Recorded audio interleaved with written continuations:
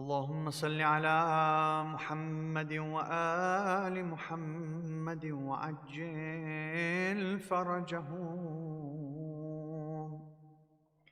بسم الله الرحمن الرحيم.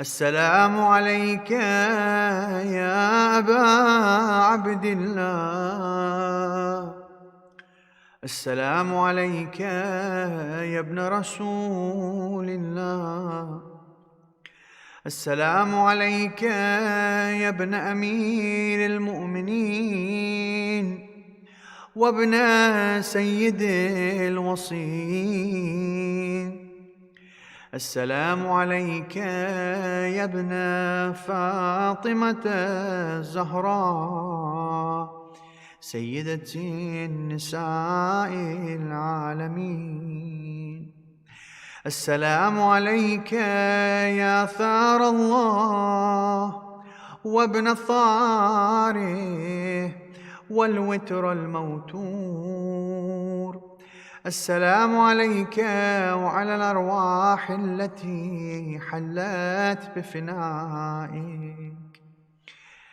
وأنا أخذت برحلك. عليكم مني جميعا سلام الله أبدا ما بقيت وبقي الليل والنهار. يا أبا عبد الله، يا أبا عبد الله، لقد عظمت الرزية وجلت وعظمت المصيبة بك علينا وعلى جميع أهل الإسلام، وجلت وعظمت مصيبتك في السماوات على جميع أهل السماوات. فلعن الله أمة أسست أساس الظلم والجور عليكم أهل البيت، ولعن الله أمة دفعتكم عن مقامكم وأزالتكم عن مراتبكم التي رتبكم الله فيها، ولعن الله أمة قتلتكم، ولعن الله الممهدين لهم بالتمكين من قتالكم. برئت إلى الله وإليكم منهم ومن أشياعهم وأتباعهم وأوليائهم. يا أبا عبد الله، يا أبا عبد الله، إني سلم لمن سالمكم وحرب لمن حاربكم وولي لمن والاكم وعدو لمن عاداكم إلى يوم القيامة. ولعن الله آل زياد وآل مروان، ولعن الله بني أمية قاطبة، ولعن الله ابن مرجان، ولعن الله عمر بن سعد، ولعن الله شمرا، ولعن الله أمة أسرجت وألجمت وتهيأت وتنقبت لقتالك. بأبي أنت وأمي لقد عظم مصابي بك، فأسأل الله الذي أكرم مقامك وأكرمني بك أن يرزقني طلب ثارك مع إمام منصور من أهل بيت محمد صلى الله عليه وآله. اللهم اجعلني عندك وجيها بالحسين عليه السلام الدنيا والآخرة من المقربين.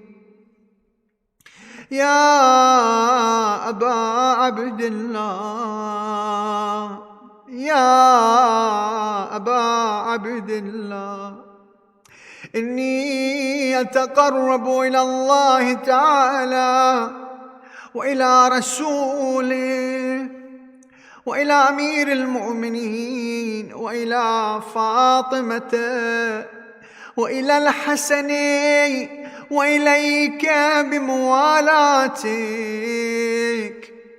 وموالاة أوليائك، وبالبراءة ممن قاتلك ونصب لك الحرب، وبالبراءة ممن أسس أساس الظلم والجور عليكم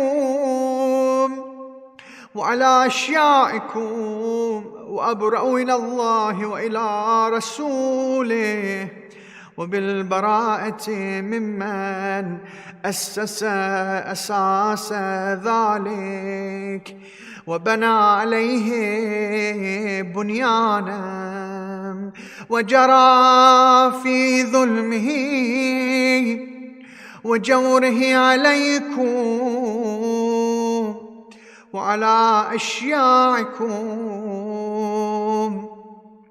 برئت إلى الله وإليكم منهم، وأتقرب إلى الله وإلى رسوله، ثم إليكم بموالاتكم وموالاة وليكم، وبالبراءة من أعدائكم والناصبين لكم الحرب،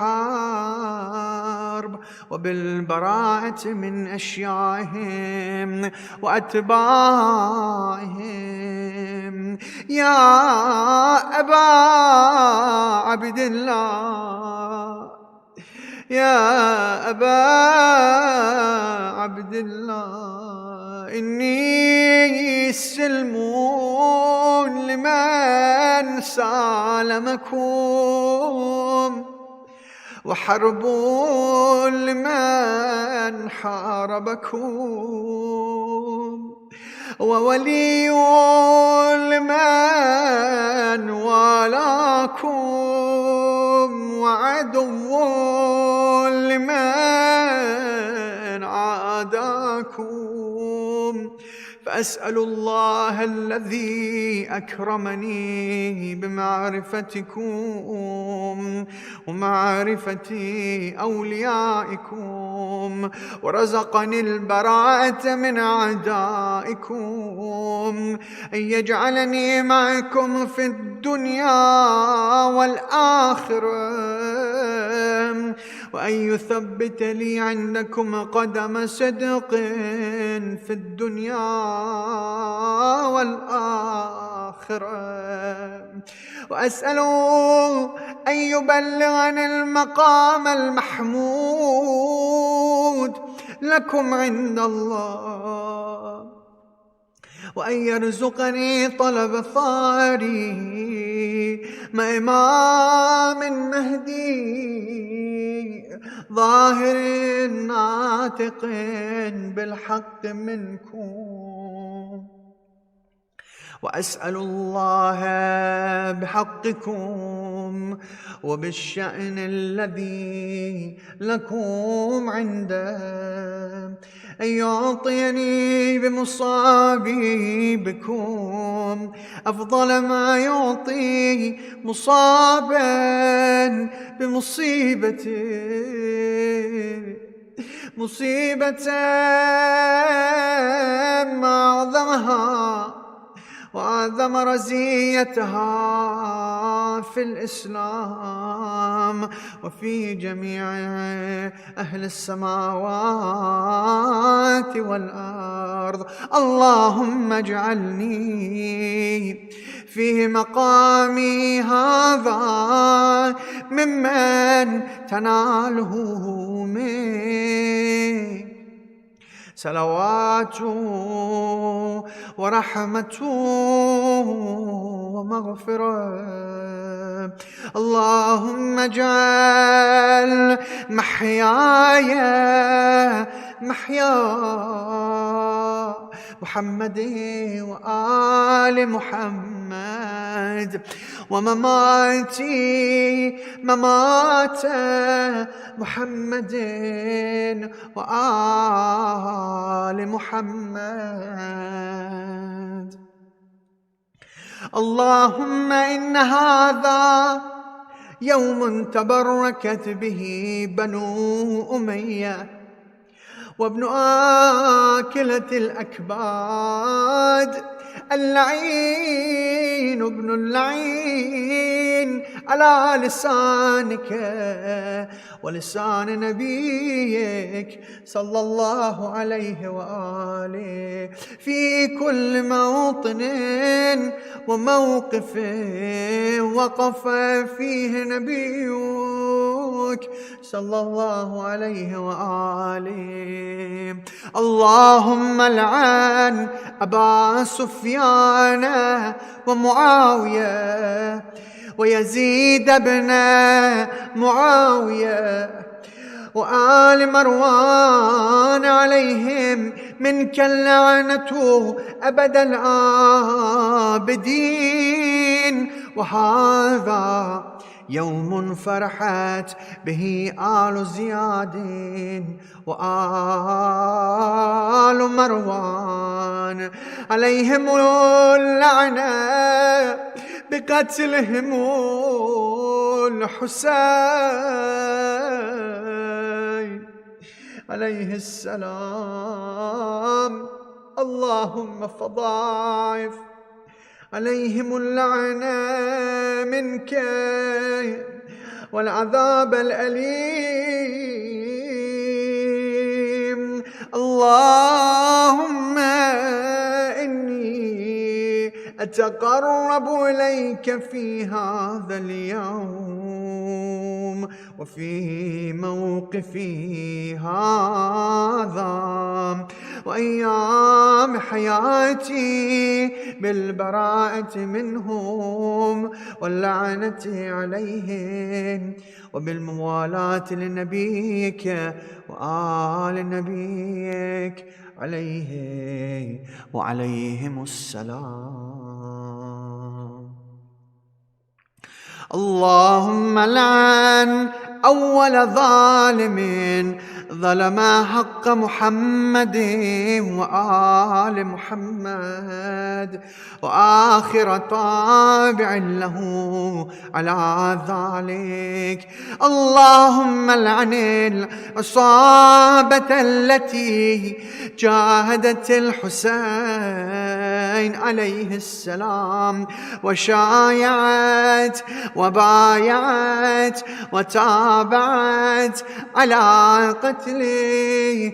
اللهم لعنهم جميعا. السلام عليك يا أبا عبد الله وعلى الأرواح التي حلت بفنائك وأنخت برحلك. عليك مني سلام الله أبدا ما بقيت وبقي الليل والنهار، ولا جعله الله آخر العهد مني لزيارتكم. السلام على الحسين وعلى علي بن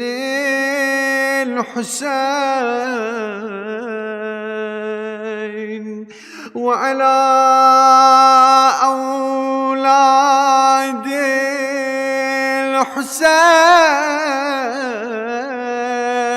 الحسين وعلى أصحاب الحسين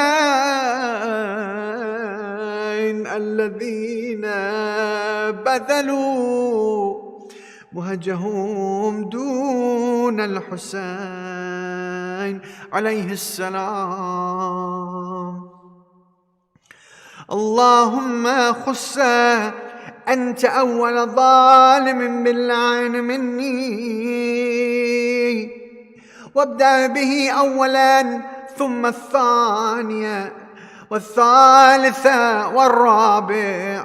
اللهم لعن يزيد خامسا، والعن عبيد الله بن زياد وابن مرجان وعمر بن السعد وشمرا وآل أبي سفيان وآل زياد وآل مروان إلى يوم القيامة.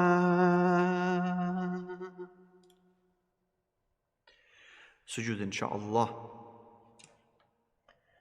اللهم لك الحمد حمد الشاكرين، لك على مصابهم، الحمد لله على عظيم رزيتي. اللهم ارزقني شفاعة الحسين عليه السلام يوم الورود، وثبت لي قدم صدق عندك مع الحسين وأصحاب الحسين الذين بذلوا مهجهم دون الحسين عليه السلام. اللهم صل على محمد وآل محمد وعجل فرجهم.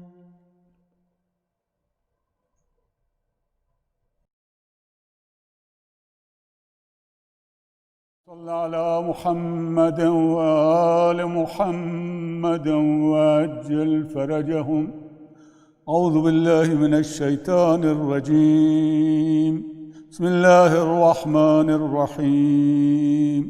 سبحان الذي أسرى بعبده ليلا من المسجد الحرام إلى المسجد الأقصى الذي باركنا حوله لنريه من آياتنا إنه هو السميع البصير. فآتينا موسى الكتاب وجعلناه هدى لبني إسرائيل ألا تتخذوا من دوني وكيلا ذرية من حملنا مع نوح إنه كان عبدا شكورا. وقضينا إلى بني إسرائيل في الكتاب لتفسدن في الأرض مرتين ولتعلن علوا كبيرا. فإذا جاء وعد أولاهما بعثنا عليكم عبادا لنا أولي بأس شديد فجاسوا خلال الديار وكان وعدا مفعولا ثم رددنا لكم الكرة عليهم وأمددنا بأموال وبنين وجعلناكم أكثر نفيرا إن أحسنتم أحسنتم لأنفسكم وإن أسعتم فلها فإذا جاء وعد الآخرة ليسوءوا وجوهكم وليدخلوا المسجد كما دخلوه أول مرة وليتبروا ما علوا تتبيرا صدق الله العلي العظيم.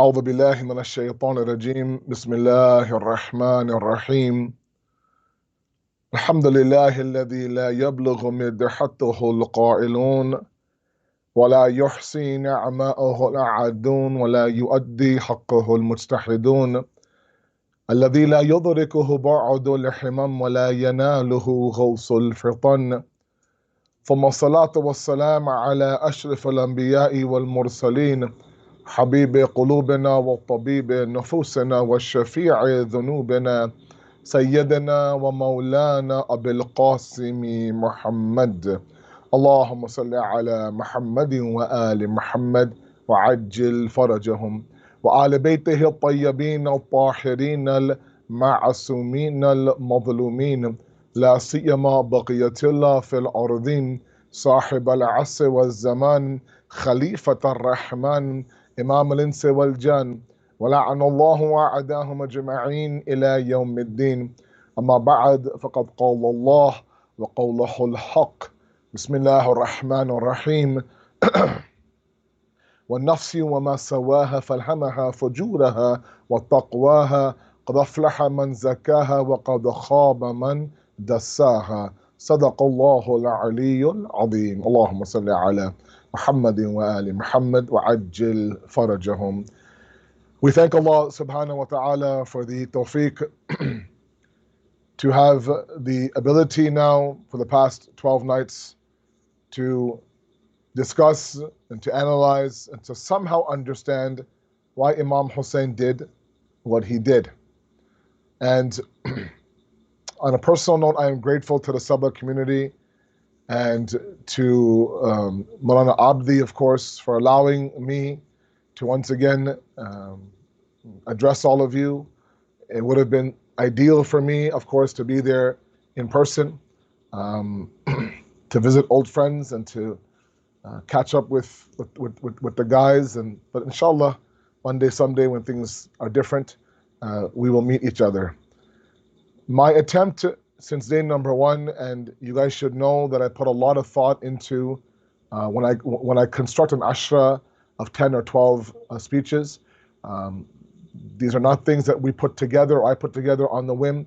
I think months before, what is it that I want to speak about, and very specific to the community at large, and what are some of the major issues that I find in that community, and attempt to address them in these very particular nights. Now, there are some people who have the approach that we should only be speaking about Imam Hussein in the first 10 nights, and this idea of family and men and women and marriages and and nafs and anger, all these things, of course, maybe perhaps in a seminar or a conference in the month of Ramadan or in other months is better, but Imam Hussein has a special message to it. My response to that always is that if Imam Hussein left the comforts of Medina to protect the deen, let's understand the deen that he protected. And that one portion, one dimension, one pillar of the deen is our morality, how we are with each other, our behavior, our akhlaq, how we handle the inner demons inside of us. And so my attempt has been let's go back to the drawing board and let's figure out what's going on. We're smarter We're maybe a little bit more advanced in terms of what we know. We have access to information. All that, of course, is there. But in the core behavior, we sometimes still resemble, old generations that didn't have any teachings at all, that lived a chaotic life back then, and we have the same chaos, sometimes wrapped in a different package, albeit chaos today as well. So I thought, you know what, let's go through an entire discussion on akhlaq, on behavior. Because I have realized in my limited life and the teachings and the readings that I have gone through that akhlaq is everything. It legit is everything.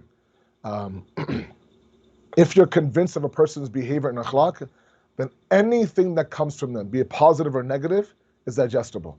If the person's akhlaq is horrible, the best of them sometimes is simply not acceptable, right? You have an alim, let's say, on the minbar who's talking like he's just dropping it, like just amazing lectures, right? Well thought out and well delivered, and a touch of humor here and there, history, ayats of the Quran like this, right? And you're just amazed. And off the minbar, your one interaction with him is a horrible one. The next day, any ilm that he spits at you or sends your way on the minbar, you'll say, well, that's great, but what about your behavior? And what about you? And anyways, you get what I'm saying, right? So my attempt now, since day number one, has been to really kind of delve deep and kind of rip it open, this idea of the Islamic ethical system, morality, anger, desire, and intellect, and creativity, and then, of course, using those tools to better our marriages, to strengthen our families, to be better spouses, and to give each other, meaning the husband and the wife, a better chance at reaching God. Now, the past couple of nights before the day of Ashura, and last night there wasn't a program either, we talked about the fact that we're going to use what we learned. Remember, guys, the 4 behaviors, okay? Let's not forget those. That's the aim, okay? So a courageous person, a modest person, a just person, a wise person, right? These 4, right, according to a book called Jami al-Sadat, the Collector of Felicities, online, of course, at al-islam.org, these 4 are the desired moderate levels from each department that we described. The ghadab, the shahwa, the wahm, the aql, okay? These 4 now should be right away applied into our marriages. And of course, so many people talk about this, talk about that.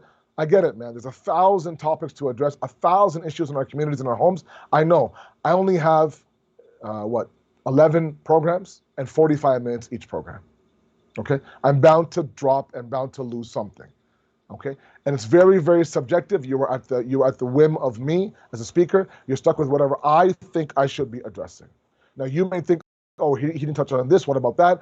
And for that, I apologize. I didn't mean to upset anybody or not to give importance to other matters. Everybody has their own lens and their own perspective, and so they see things completely differently, right? So you guys, let's say 5 of you drive up to a lookout point. You can see all, let's say, for example, the Bay Area in one shot. All 5 of you will look at 5 different perspectives from one view, okay? My perspective is what I presented to all of you. You may not agree. I'm sure I ruffled some feathers. I'm sure I upset some people. But like I said, I have enough friends at Saba. I don't really need any more. That was a joke, obviously, but the idea was that I have a responsibility when I sit here in front of you. And that responsibility outweighs how many applause will I get for my speeches? Not too worried about the applause or the great job. I am worried about God ever saying, you know what, you had that opportunity, you had everything. You had the crowd, you had the platform, you had the amazing, everything. So, it was a responsibility. And the beauty of it all is that there's been so many people who have done such great work in trying to figure out the technical side of it. The AV team that really, going back online and seeing the production of the Saba AV team, the palm trees and the water and the names at the bottom and the transition between scenes is very, very well done. And in this COVID-19 era, a lot of it has to be with the fact that how you present yourself. Okay, so I spent a good amount of weeks setting up all this thing beside me. If you see right now around me, there's all sorts of equipment now closing in. It's literally an inch off of the video shot. Okay, if I turn the camera this way, you see all of the lights, and there's a whiteboard here, and there's something else right in my face, and etc., etc. All that to send the message of Imam Hussein. Anyways, so we talked about the fact that those 4 qualities are the ones that we want to implement. And then we talked about, from there we went to the discussion on ubudiyah. If you remember, don't forget now, it's been 2 nights, I know, since I've seen you, in terms of a discussion. We talked about Imam Sadiq saying that if you want to tread the path of ubudiyah for different relationships, one of them is how you are with others. They have 7 principles. The 7 that we have spoken, we've spoken about 3 of them. We'll talk about 2 tonight, and the 2, inshallah, is for you and your spouse to go through. Okay? We talked about forbearance and forgiveness. Hilm and afwa. Okay? For forgiveness. And 2 nights ago, we talked about humility, humbleness, being humble in your marriage. Dropping down the ego, dropping down the idea that I'm always right, being okay with the fact that this person in front of me isn't my enemy. They're in fact on the same team as me. They want us to win as much as I want us to win. And that led to a discussion on what, if you remember, on listening, right? On the power of listening, the revolutionary ingredient inside listening. And that's one of the things that I have realized that fails inside marriages is communication.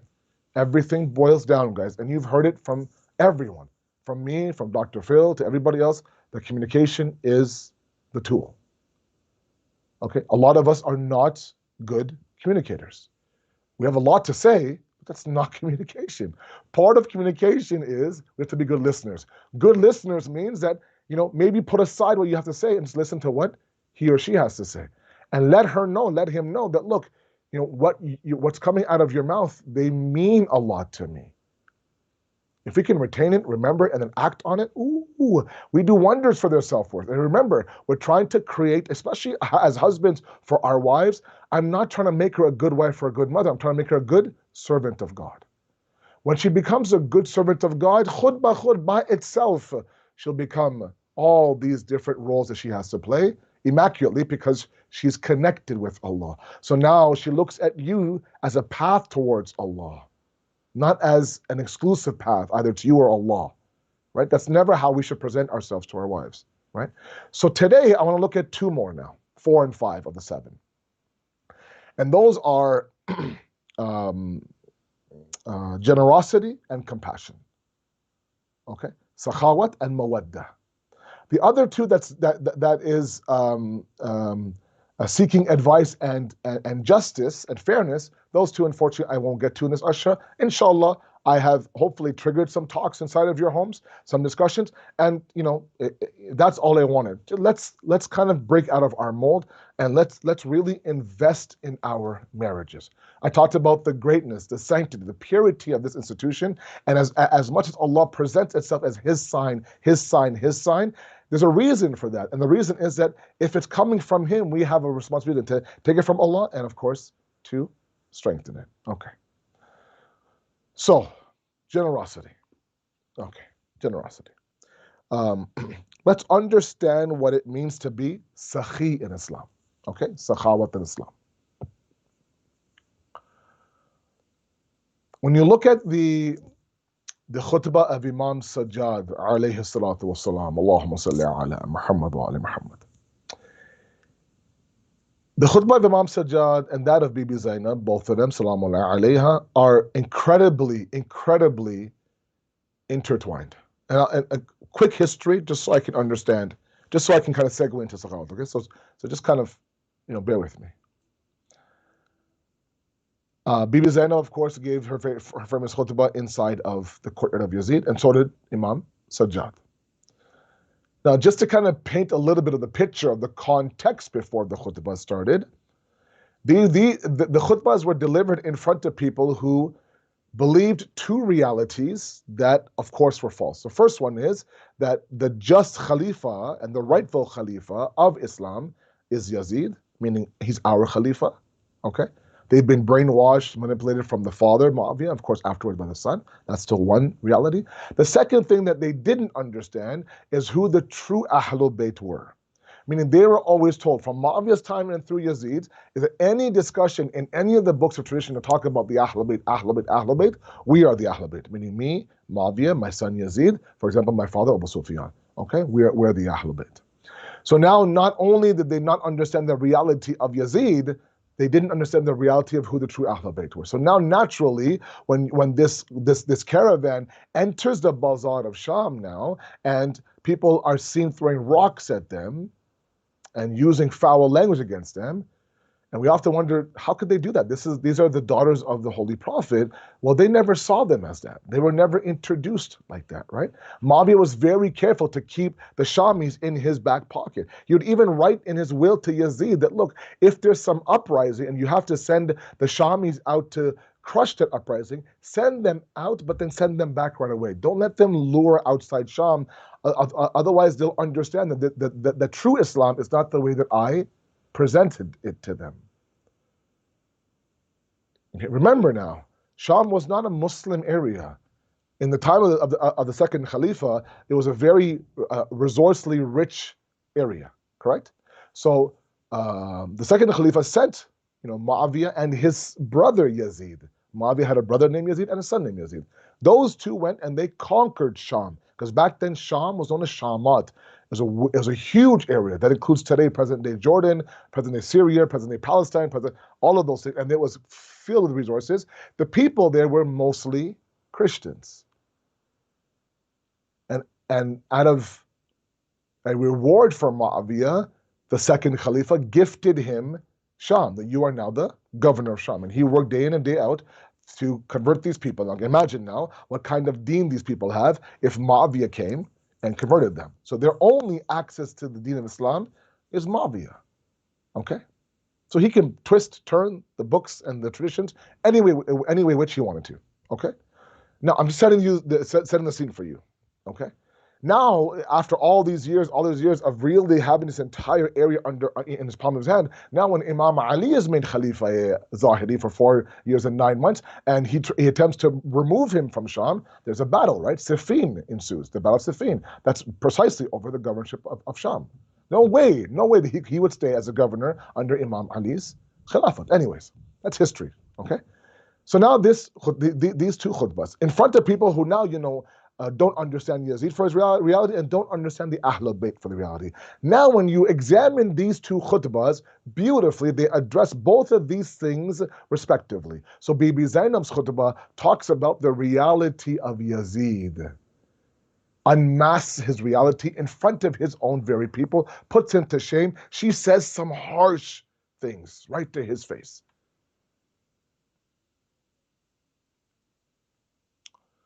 She says that Shaitan, Iblis, Satan is breeding in your loins. Damn. The generation of Shaitan now is, the awlad, the children of Shaitan are actually coming from you. Okay? I mean, if I could one day, someday, inshallah, in Saba, I'll come, analyze the entire khutbah and realize the strength of a woman. This is the same woman now who should have now crumbled, should have been destroyed after the day of Ashura. Should have been destroyed after what she saw on Sham al-Ghima, what she went through on the 11th of Muharram, what she went through in the journey from Karbala to Sham. I ask all of you, if you have some time, study a little bit of the journey from Karbala to Sham. First of all, how many miles is it from Karbala to Sham today? Number one. Number two, what was their mode of transport? It was animals. Maybe a camel if they're lucky. How fast does a camel walk? Number three, what was the weather like during those days? Okay. Some believe that it was October. In the desert in October, it's still pretty hot.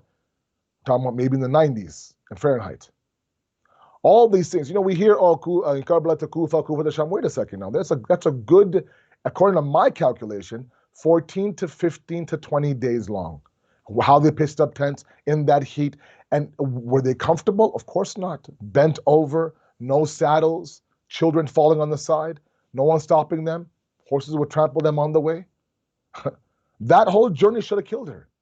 And it didn't. And yet on the spot, this wasn't planned. She didn't have time to sit there and research. No, of course not. She didn't. I mean, for me, one of these speeches that I delivered to you, I spent hours researching, getting ready, blah, blah, blah, everything. I do. She was on the spot now. Delivered a heart-wrenching, heartbreaking, courageous khutbah And it just told me that she went to another place inside of her. She drew some strength from somewhere. The things she's been through, they destroyed the strongest of men. And dare I say one thing, I mean no disrespect to Imam Hussein. Ashami Ghariba, and one thing that I didn't mention in the Masayib, and I wish I did, but I stopped myself, and now I'm not going to stop myself. She saw things happen after the death of Imam Hussein that during his life, Imam Hussein didn't see.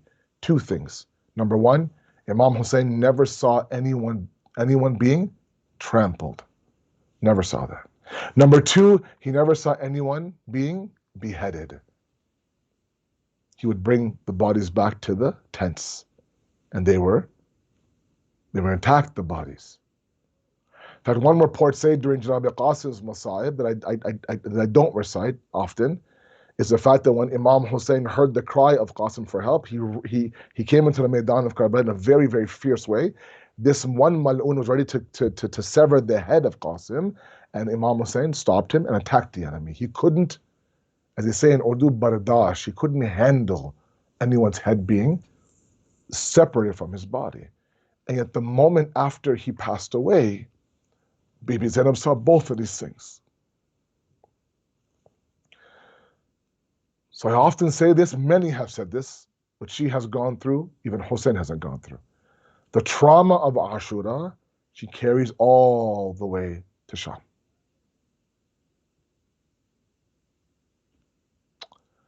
Not having an outlet. Remember, I don't know about all of you, but after Asr Ashur, be it the fact that I recite the Maqtal or I listen when I was younger, for some reason there was this relief when the alim was done, or when I'm done reciting the Maqtal. If you ever see me on the member, I feel like every ounce of me has been squeezed out like a sponge. I'm just done. I feel this heaviness from the night before the first of Muharram, and after the Asr Ashur, Imam Hussein's Masayib, a lot of that is gone, and I feel light, and I'm just like, I'm done. That's me having an outlet crying without somebody coming and whipping me. Zainab never had that. She never had that. She was never able to cry for Hussein. So anyways, in that state, she delivers a khutbah that unveils Yazid's reality. The khutbah of Imam Sajjad complements that very well by what? By introducing who the Ahlul Bayt were. Now, how did Imam Sajjad introduce the Ahlul Bayt? He says, we, the Ahlul Bayt, are known as for 6 qualities. 6. He says, ilm and hilm, balaghat, shuja'at, muhabbat fi qulub mu'min, and sakhawat. Knowledge, forbearance, eloquence, courage. You'll find love for us in the believer's heart. And the last one he mentions is generosity. Now look, why do I bring this up? He could have chosen any quality he wanted. Imam Salih says, Nahnu asma'ul husna. We are the names, the beautiful name. We are the manifestation of the names of Allah, correct? Manifestations. Meaning, if you want to see what Allah's sifat look like, look at us. He could have said anything, Imam Sajjad. Specifically chose those 6, and of those 6, sakhawat made the list. Now, what does he mean? What is true sakhawat? I'll tell you what's not. Generosity is not to give to somebody who asks. I'm sorry, hear me out, please. I don't know, in downtown San Francisco, let's say, for example, and at a corner, there's a guy playing an instrument, and there's his hat there, or the case of his instrument is open, and people are dropping change, right? And he has a sign explaining that, he needs food, he needs clothes. You come in and you drop, let's say, whatever you drop inside. Okay? Or somebody approaches you and says, look, I need help in this. I need this specifically from you. Can you help me? Yeah, sure. Here you go. No problem. Okay? That's great. Very noble, but not the Islamic sense of sakhawat. The Islamic sense of generosity is to give to the one who needs before they ask.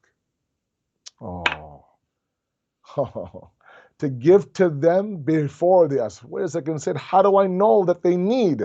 That's the kamal.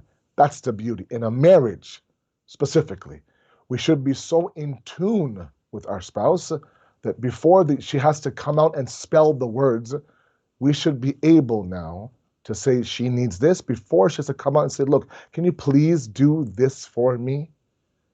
And we do it, that's great. But what would have been a perfect level of generosity is for me to do it before she has to bring it to her lips.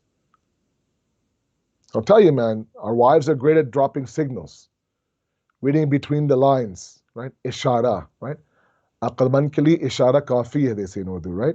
For an intellectual smart guy, a simple fill in the blanks indication between the lines is enough. I'm just too dumb to realize exactly what she's saying. You need to spell it out for me. Okay? But there comes a moment where, through conversation, through listening, our last conversation, and through our communication, that's why it's vital. It's vital that you communicate with your wife.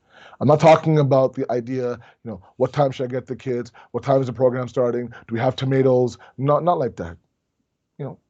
If you have the luxury of having, kids who are a little bit older, or let's say, for example, if your young ones are asleep, and you have a moment to have a coffee or a cup of tea with your wife or your husband, sit down for a moment and just take a breath, have a 5-minute tea. How's it going? What's going on? Yeah, what's the latest? How's the weather in your world? How's the weather here? Stormy, cloudy, rainy, sunny, beautiful, high chance of winds. What's going on? How's the air pressure? You know what I mean? Just kind of ask what's going on, right? In the process now, we end up mending together. We end up harmonizing together, okay? You end up becoming like one person, literally one person. Now you end up understanding what they need. You can tell by their face. Right? You don't want to be somebody who has to wait for them to ask, because they know that, this guy for sure, whatever I tell him, he'll give to me. Right? But what would have been nice is if you understood. Now, that comes after several years of marriage. I understand. Sometimes you guys go through the harmonizing process for sure. And I'll tell you one of the most beautiful ways that Imam Ali would describe the Holy Prophet in Nahj al-Balagha, a roaming physician. I have mentioned this before. It just like, what a beautiful way to describe the Prophet. A roaming physician is a doctor that doesn't wait for the patient to come to him. The Prophet would pick up symptoms and signs of distress inside of the patient sometimes before they would, and say, you need this. That's only when we have a culture where we break the idol of me and we understand that, her contentment is mine, her serenity is mine. I've seen couples, and it breaks my heart, Obviously, the one spouse is struggling, having a horrible day. The other spouse is skipping through the meadows, man. Oh, what an amazing day. I said, really? Look at your spouse, man. She's shambles right now, bro. How can you be like... So it's something called hamdardi, both in Farsi and Urdu. You become somebody who's empathetic towards them. Okay? Imam Hasan al-Mujtaba alayhi salatu wasalam, Allahumma salli ala Muhammad wa ala Muhammad. One of the most understood and oppressed, I'm sorry to use that word, Imam, even today, especially in our Shia circles.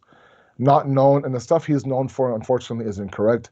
We don't know the greatness of this Imam. All we know him as somebody who did a peace treaty with Muawiyah.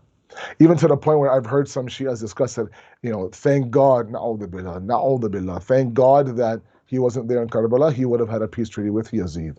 This is not outside the world, outside our worlds, within our Shia worlds, right? One of the biggest propagandas against him in other Islamic groups is that he's referred to as a mirtalaq. A mirtalaq comes from talaq, one who constantly does divorce, habitually divorces women. Marries him, divorces, marries him, divorces. Some books even say 70 times he married somebody and divorced them. Of course, all fabricated, right? Completely untrue. One of the most beautiful things about him is the fact that he was generous. This dastakhan of Imam Hasan that sometimes we see in our South Asian industry, communities, right? The sufra of Imam Hasan, where, I don't know what happens there, but in Toronto, we have a few of the mu'mineen here in Toronto who have this every single year. Open door policy, come, and just come, eat, read some Fatih from my marhumin, and you can go. And all this in the name of Imam Mujtaba. Okay? They would come and they would eat and go and be like a revolving door all day, from 5 p.m. to 10 p.m. Anybody, open door, whoever they want to invite. Okay, and that comes historically from the fact that Imam Mujtaba used to sit and used to frequent visits from the poor, and he would go, of course, to them and have a meal with them as well. And so he had an open door policy. 3 times in his life, he gave away half of his wealth. Half of those, not the full thing, because the other half he used for his family. Half of, that's why generosity is not to give everything away. If you have, let's say, $2 in your pocket, someone's asking you for money, you give them 1, you keep 1 for yourself, right? You don't want to do injustice to you and your family while you think you're helping somebody else. No, you got to keep it balanced and keep it fair. Anyways, now where did this sense of generosity from Imam Mujtaba come from? A lot of the historians traced it back to, of course, being raised by Imam Ali and Sayyidah Fatima alayhi salam.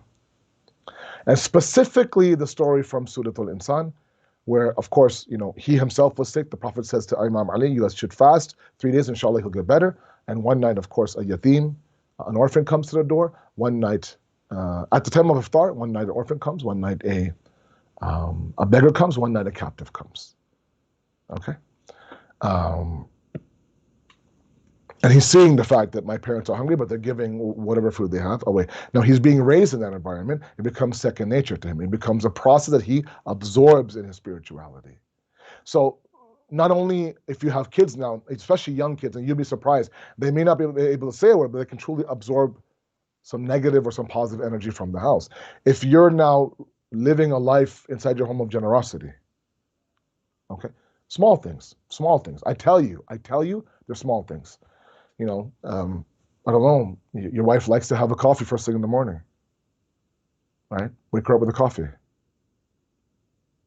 Extra egg scrambled, scramble some eggs for her, right? I tell you, you might think, oh, somebody might message you saying, you know what, instead of waiting for a message, can you scramble me 2 eggs and some butter and toast? Just kind of knock on the door and say, you know what, out of the blue. No Mother's Day, no birthday, no anniversary, no mistake that you're sucking up on. No, just randomly, a random Wednesday morning. Make her a cup of coffee, a little bit of toast, maybe a little smiley note, right? That's it. Right? And she'll say, you know what, oh, I really needed this. That's generosity. That's sakhawat. Before her texting you on your way up, can you please bring me a coffee? Okay, these small things now begin to kind of translate into bigger things. Right? I remember my time in Camp Noor. We've gone a couple of years now. There was one year where I remember it was myself and Sheikh Salim and Sheikh Osama back in the years, and then recently when I was there in person. This year I was involved this year, but virtually. But when I was there, huzuri kind of in person, I think it was myself and Sheikh Osama and it was Sheikh Mehdi. And I remember, the highlight for me always when I go to these camps are these campfires. And the example I've given before, campfires, there's a certain process that one needs to light a fire. I've tried several times and I fail. I'm better at putting out fires and not lighting them. Hi. Anyways, so the art of it is, I've seen people. I've been to enough camps. What they do is they have the big pieces of wood, and they surround it around the fire pit, right on the outside, right. They kind of in between the big logs are small little twigs. So they'll ask the campers, go out and can you guys collect some small twigs for us? Now I would think that, okay, let's go big or go home, baby. Let's light that big log guy and then burn all night. Let's do it. Doesn't work like that, Asad. How's it work? You light the small twigs on fire first. When the small twigs on fire light, then that light then catches the big fire, the big logs, and then it begins to now get to a nice big flame, an everlasting one, because now as the twigs go down, the big ones catch on, and it's a process. But you have to light the twigs on fire first, right? Exactly the same way. Any sort of behavior that any of me as well, want to adopt in our marriages, be it generosity, whatever the case may be, has to start with small, very small, everyday acts that you can't take for granted. Not when you do it and not when you receive it. Those are small twigs. And those small twigs will result into bigger logs. They will. They're bound to. They're bound to. Okay, we get that. We get that. What's the problem then? Now, the verse says, Bismillah ar-Rahman ar-Rahim, لَن تَنَالُوا الْبِرَّ حَتَّى تُنْفِقُوا مِمَّا تُحِبُّونَ. Right? Famous verse. You'll never reach the level of righteousness. Bir. Bir has a beautiful meaning. Beautiful meaning. And sometimes this English language is so weak, it can't even hold the bags of these in rich languages like Farsi and Urdu and Arabic. It can't. It does its level best to translate, but bro, you're not even in the same conversation, homie. You ain't. You're not. Like there are some point guards in the league, in the NBA, that some analysts actually compare it to Steph. Steph Curry is one of, if not the best point guard in the league. Like I put him ahead of Kyrie and ahead of, anyways. I know you guys are getting annoyed by my basketball examples. Khair. Where was I? Small things. Okay? Small things. Ensuring that we use baby steps. Okay? And it's important that we understand that. Now, the word bir. لَن تَنَالُوا الْبِرَّ حَتَّى تُنْفِقُوا مِمَّا تُحِبُّونَ. You will never reach the level of righteousness is usually what is used for this verse of bir. Bir, the literal meaning of bir and the opposite of bir is bahar. So for example, in the Quran we say, وَلَقَدْ كَرَمْنَا بَنِي آدَمَ وَحَمَّلْنَاهُمْ فِي الْبَرِّ وَالْبَحْرِ. Right? We have honored the human being and we have allowed that human being to travel on the earth and on the sea. Right? فِي الْبَرِّ وَالْبَحْرِ. So the opposite of sea is land. That same root word is used for bir. Here, righteousness. What exactly is God trying to tell us? Like the word, the name Abrar is a very common name in the Urdu culture. Abrar. Abrar comes from bir. Actually, Abrar is the one who does bir. He's a righteous person. Why does he talk about bir? It's a beautiful explanation that Raghib Isfahani in his Mufradat al-Quran, he was a master at linguistics. And specifically the Quranic linguistic. He would, God bless him, may Allah bless him, rahmatullah alayh, he would take these words in the Quran and he would make a specific Quranic dictionary. Where you can look at that word, he will give you all sorts of the various morphologies and the various versions of it and what's derived from there and what can be produced from there, all these things. He says bir is, yes, it means zameen, it means ard, it means land, it means this wide spread out land. So what is the context of it in terms of righteousness? Here it says that your goodness is so great, it actually covers the land. Meaning what? It impacts and affects a lot of people. A lot of people. It's beautiful, right? A lot of people. And it spreads and spreads and spreads and spreads. لَن تَنَالُوا الْبِرَّ. You'll never reach that level of righteousness until you give out of what you love. مِمَّا تُحِبُّونَ. Now, a lot of times when I used to hear that verse, I used to think, okay, fine. If somebody asks me for a donation, I'll give them an unworn shirt. Okay. I'll give them, let's say, for example, a $100 bill. Ooh, sometimes a crisp $100 bill, a nice Benjamin. It's tough to give that. That's what I think it means by things that I love the most. And sometimes that's not what it is. Sometimes that giving is not financial. It's not. Sometimes the thing that the thing that we love the most is our comfort zone. Is our sense of serenity. Okay? And sometimes what Sakhawat is asking us to do is break that comfort zone and make your comfort zone their comfort zone. Their comfort zone. That only happens when you exit from the me centric life into a we centric life, right? So corny, you take the M and you make it into a W. And you'll be surprised how many of our husbands and wives still want to cling on to the individual life. And there is an individual element for sure. You have your time, free time, whatever that's the case. But ultimately now, the responsibility is on you, especially as a husband, to carry the family forward. Now, When we start to break that me inside of us and start to kind of break that comfort zone, then we start to give out of what we love. I love the fact that I'm comfortable. This is where I'm at right now. I don't want to do that. That makes me feel uncomfortable. But when you give that, then you've kind of scratched the surface to birr, righteousness. Where now you're not good. You're good that is contagious good. Okay. When you start to become generous, and you do it enough times, the automatic segue and the automatic effect is that you become compassionate. You start to see that person through their eyes. You put yourself in their shoes. That's so hard to do for us. So hard to do for us. Putting ourselves in someone else's shoes, looking at something through their lens and their perspective is very, very difficult. Very difficult. It requires a strong sense of selflessness. And we have been told about a selfish life. Look after yourself, bro. You do you. YOLO, baby. That's it. That is what is shoved down the throats of our youth today, right? And so stripped of any sense of selflessness, right? Don't serve people. Don't do things. And if you do, make sure you have your media team with you, clicking away. So you're painting graffiti off the wall, and you're,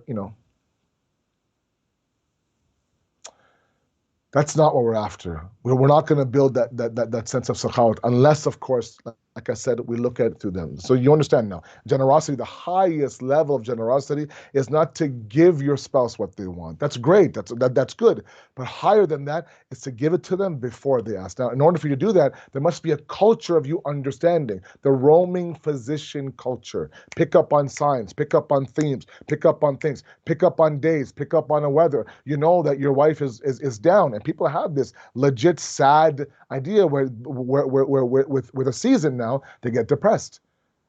They're like, oh, come on, that's not a real thing. Well, to you it might not be real, but she can't get out of bed because it's cloudy outside. And you've checked the oil. Okay, tomorrow's cloudy. Let's make sure that we do something extra. Maybe some flowers. Why? I don't know. It's a gloomy day outside. Let's make it a sunny day inside. Oh, I love you. Right? That's what you want. Right? You just you want her to feel like I got you. I got your back. Right? You're not going to have to go through anything alone. It sounds corny, but it's just so Islamic. Now, that leads into compassion. Compassion, mawadda, I've explained several times. I just want to go through it quickly, and then we'll go towards Masad.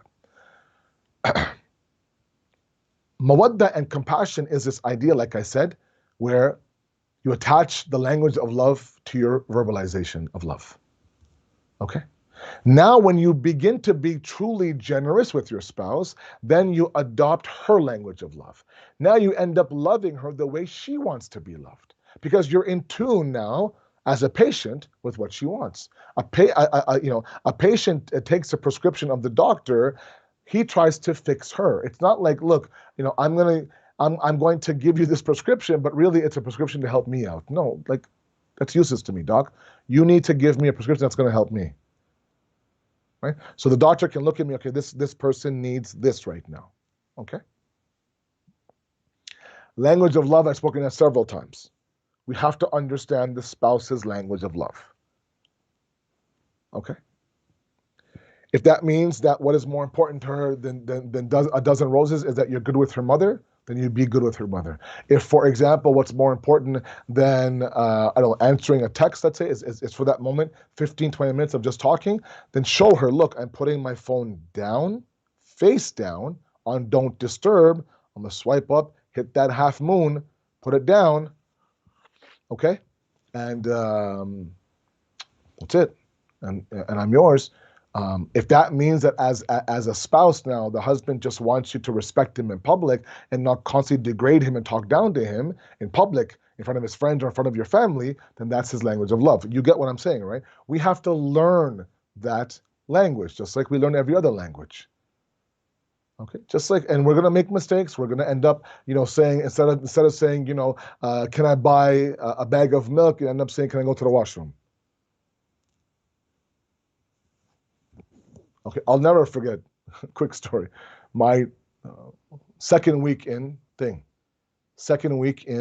Qom, learning Farsi. I literally would walk around the store with an English Farsi dictionary. I had a local supari, local market down in my in my area. We had some people who came for ziyarat that I knew from Toronto. Second week I was there, just learning Farsi. Literally, I just started my classes that week. I didn't know more than half, of course, the language. We had people from Toronto. Oh, I said I'm in town. Oh, great. Where do you live? I said, oh, live here. Why don't you come down for some tea? Okay, perfect. All right. So they're coming in an hour, and we don't have milk in the house. No problem. Let's go down and get some milk. How hard can it be? Now, you don't want to walk into a store with a dictionary and, those guys are like, what's this guy doing? I was like, no, what's going on over there? So I thought, you know what, how hard can it be? So I go there, and there's a carton that has a white liquid in it, and it says dough in there, dough. I thought, you know what, that's pretty close to dood, and dood in Urdu is milk. I went, oh, okay, dood. Maybe they say it differently. It's like, let's buy it. Carton of dough. I said, went home. I said, got the milk. Okay, let's go. They're like 5 minutes away. I said, okay. She starts pouring it inside the tea. So she makes this doodh kichai, but it's really doogh kichai. And oh man, those bachare, those mazloom, those unfortunate guests of mine that sat there, they drank it, didn't say a word. And then when I drank it, I'm like, oh, that's not milk. So you got to learn a language. You're going to make mistakes, and that's okay. But as long as there's effort being made, right? Within a week now, I was popping stores. So they have milk, okay, right? So you start to learn. You learn. Provided that you want to learn. And that's why God says that this is such an important trait. I'm going to place that in front of you guys. وَجَعَلَ بَيْنَكُمْ مَوَدَّةً وَرَحْمَةً. I have placed between the spouses mawadda and rahma, right? Compassion and mercy. I've placed it in there, but you have to kind of cultivate it. You have to grow it. You have to give it its life, right? Which means you have to look at her, your wife, through her lens. What does she want, not what I want? Oh, look what I got you, honey, a gift. Oh, great. What is it? It's it's a screwdriver set. Oh, thanks. Lovely. It's pink. Okay, great. You're like, yeah, I got it. All right. You got to be a little bit smart. Okay. So part of the compassion building process is this idea and this notion that I don't get to dictate to the person how to love them. And we have to apply that also to Allah subhanahu wa ta'ala and the Ahlul Bayt. I don't get to dictate to him that, look, Allah, you have a right over me to worship you, but I'm going to worship you the way I want to worship you. It's going to be a buffet table, right? So I'm going to take out what I want, right? I want the steak pieces. I want the rice. I want that. I won't touch the broccoli. I won't touch the asparagus. Won't touch the salad. But the meat, oh yeah, bring the meat on. Bring the meat. And you just keep piling the meat on. Doesn't work like that with God. There's no buffet table in God. Okay, you know what? I'll take namaz. I'll leave hijab. I will take the idea of doing taqleed, but I'll leave watching my eyes. God's language of love is worship. Okay, we have to figure out what the language of love of our spouse is. If I was to ask you right now, what is the language of love of your spouse? Do you have an answer for me? And if the husband and wife right now are sitting beside each other, ooh man, things got real heated. Is the heat on? Yeah, the heat's on. And that's okay. It's okay to have that conversation. And if your spouse doesn't know your language of love, don't ream them out. Just say, okay, it's a language. Let's learn it. That's not milk. That's dough. And that tea's going to taste nasty because it's not milk.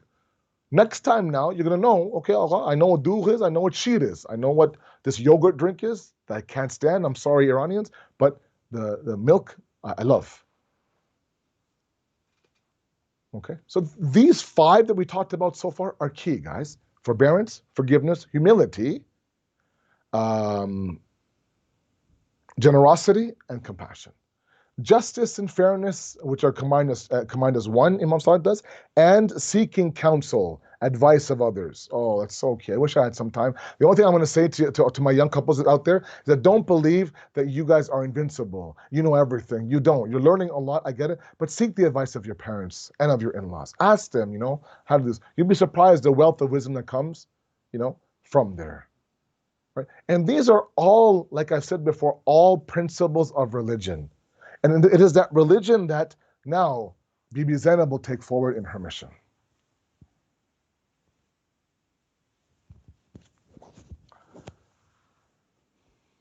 Some historians, some people actually write that the 11th of Muharram is as devastating as the day of Ashura. The day of Ashura, everybody was there still. And so long as you saw them, you felt some tasalli and some serenity.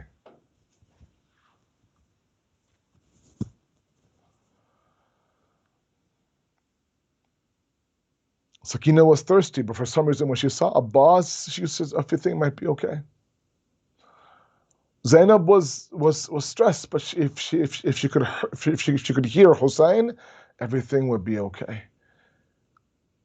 But this is the 12th of Muharram now. There's no Hussein, there's no Ali Akbar. Now this qafla is now moving towards Kufa and Sham. It's been a draining 12 nights for you. It's been a draining 12 nights for me. I pray Allah accepts all of your worship and all of your grief for Abu Abdullah al-Hussein. I pray that this gham and this grief never leaves your hearts. This is the grief and gham that is the pathway of our salvation, our identity, our pride. A lot of you converted your homes to Husseiniya. A lot of your TV screens were the pulpits of Imam Hussein. Just a few words of Masayib, and then I'll ask your permission for me to leave. When Imam Ali was struck with the sword of Ibn Muljim, it took 3 days for that poison to kill Imam Ali. And the doctor came and said that Ali, the poison now has gotten all through your body. You don't have much time left. I would begin to now give your advice to your children. So he gathers everybody, begins, of course, hands over the imamah to Imam Mujtaba. But then he has a very special conversation with Bibi Zainab. Those of you who have daughters as fathers, I have two myself. Daughters are unique. Daughters are different. Sons are great, but daughters are something else. They're the ones that are first at the door, usually when you come home after a couple hours or a 14-day trip. They're the ones that need 5 hugs a day. They're the ones that look at you and just smile. They're the ones that can't sleep without Baba's shoulder. Zainab literally means the zinat of her father, the beauty of her father, and she truly was. When Imam Ali was first struck in the masjid and the sound of Jibreel could be heard that the pillars of guidance have been broken and Imam Ali has been killed, Imam al-Hasanain, both of them went towards the masjid. When they entered the masjid of Kufa, they saw lying there in his own blood was Imam Ali, picking up the khak. They began to cry. It was devastating. They saw their father for the first time in this state.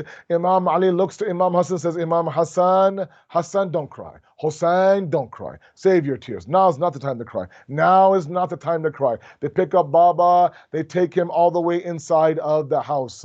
He still says, don't cry, don't cry, don't cry. Then they take him inside his special chamber, his hujra, his room. There, the door is closed. When the door opens again, standing in front of Ali is Zainab, is his daughter. He looks at Zainab, and sometimes, daughters have this special way. Looking at you, you can tell what something is wrong with them, right? They're not having the best of days. They have these eyes of grief. If I say, come, and my daughter buries herself in my chest, she'll cry. Whatever it is that bothers her, she'll cry, let's say. And then when she gets out, she'll talk to me. Zainab now looks at Imam Ali, the bandage on his head, the poison and the blood now, all over his face. And she begins to cry. Imam Ali sees this. When Imam Hasan began to cry, Imam Ali says, don't cry. When Imam Hussein began to cry, Imam Ali said, don't cry. But when Zainab began to cry, Ali now began to cry himself. He couldn't bardash, couldn't handle one tear of Zainab. Mawla, you saw one tear of Zainab, you began to cry. Just 2 days ago, until Zainabiyah, screaming, Umar ibn Saad, this is the daughter, this is the son of Fatima. He sits her down, says, Zainab, in the same Kufa, you'll be taken as a prisoner to the bazaar. This will happen to you, that will happen to you, this will happen to you, that will happen to you. Be patient, be patient, be patient. She says, be patient. I'll be patient, Baba. She listens and she listens and she listens. Baba, I'll be patient. Baba, I'll be patient. Baba, I'll be patient. When he was done, she turns to him and says, Baba, I'll be patient. I'll make you proud. I have one question for you. If I ever ask you for help during this whole ordeal, will you come and help me? Of course I will. I'm mushkil kusha for everybody else. I'm especially mushkil kusha for you as well. So let's examine time very briefly. When did Zainab ask Ali for help? Second of Muharram now, Zainab arrives on the plains of Karbala. She hears some old man say, Mawla, this place is called Karbala. She hears Karbala, she knows something is going to happen. She begins to cry, doesn't ask Ali for help. Ali Akbar is brought back to the Khayma. Muhammad brought back to the Khayma. Abbas now is left at Farad. Ali Asgar, one by one, every shaheed.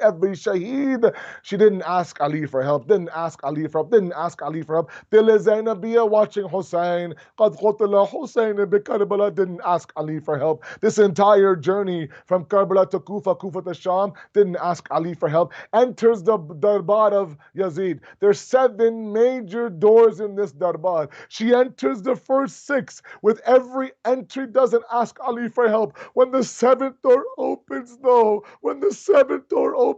Zainab with her own eyes sees 700 men, non-mahram eyes, looking towards this qafila, waiting for this tamasha to unfold. She turns to Imam Sajjad, I don't have the himmat or the courage to walk into this courtyard, in this darbar. I'm the daughter of Ali. I'm the daughter of Fatima. Sajjad says, please put me on move a little bit forward. I'm with you, to the point now where he begins to tell her that I'm with you, please, as the Imam of your time. Then Zainab says, fine, Imam Sajjad, you are my Imam, you're my Wali, you're my Hujjat. I will enter this darbar because you're asking me to. But before I do that, just point me towards Najaf. She turns towards Najaf and says, Baba, your Zainab is now asking you for help.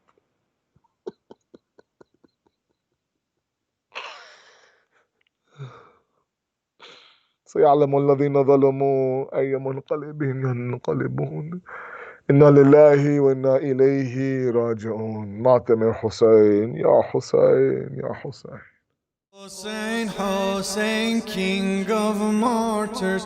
Hussein, Hussein has been slaughtered. Hussein, Hussein, true believers. Hussein, Hussein are his weep. Everyone, Hussein, Hussein, king of martyrs.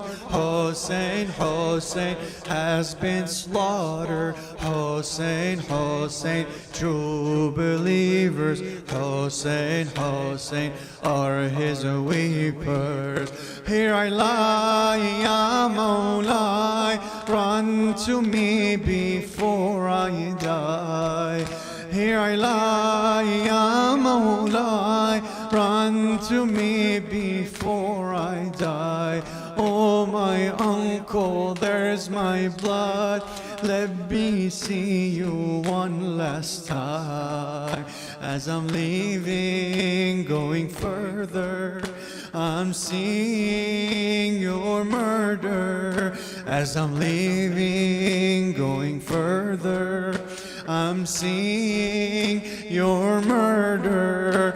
I'm a martyr sliced for you, to be sacrificed for you, everyone. I'm a martyr sliced for you, to be sacrificed for you. Oh, there will be pains for you when no one remains for you, when no one remains for you.